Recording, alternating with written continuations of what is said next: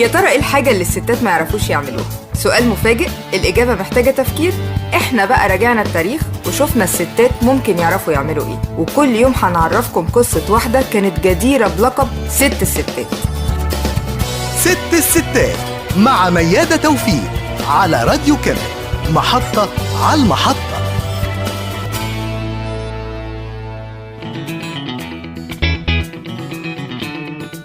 أعزائي المستمعين، أهلا وسهلا بيكم في حلقة جديدة من برنامج ست الستات، البرنامج اللي هيعرفنا كل يوم بست من الستات اللي كان ليهم دور مهم جدا في حركة التاريخ المصري. النهاردة معادنا مع باحثة البادية ملك حفني ناصف.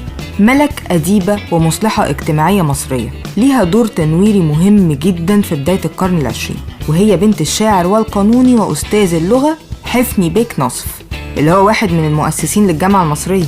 وكانت ملك من مواليد حي الجمالية بالقاهرة. بانت على ملك بشارة التألق والتميز في التعليم من بدري، وكانت أول فتاة تحصل على الشهادة الابتدائية سنة 1900، وبعد كده كملت كمان في مراحل التعليم العالي. وطبعا ده كان غريب على المجتمع وقتها، المجتمع اللي كان فيه تيارين متعارضين طول الوقت، واحد بيتصور ان الحجاب هو المشكلة الأساسية في تأخر المجتمع، والتاني بيتصور ان كلمة تحرر المرأة كلمة قبيحة لازم يتعاقب اللي بيقولها. اتجوزت ملك حفني ناصف واتنقلت للحياة في الفيوم مع جوزها أخو عمدة قصر الباسل اللي كانت من ضواحي بادية الفيوم وقتها، ومنها خدت ملك حفني ناصف لقب باحثة البادية.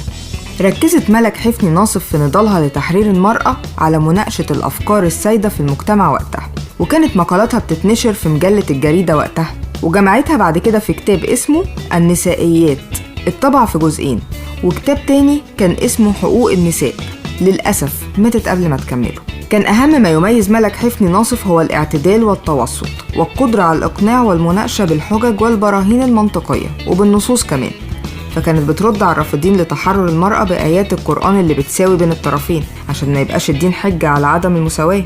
وكانت كمان بترد على اللي بيقولوا إن الحجاب هو سبب التأخر، وبيتحججوا بأوروبا بأن أوروبا كلها مش لابسة الحجاب، وفي نفس الوقت مش كلها زي بعض في التقدم والتطور.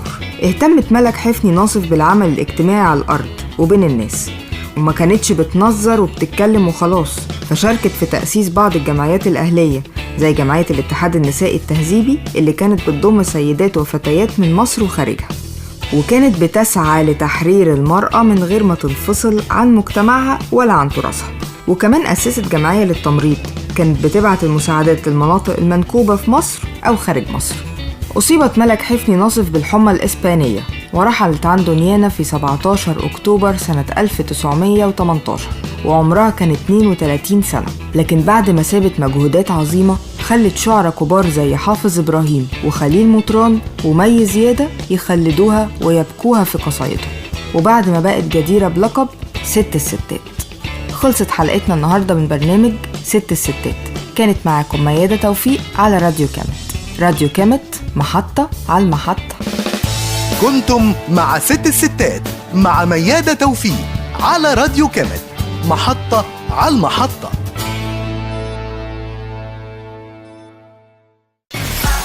راديو كامل، محطة على المحطة.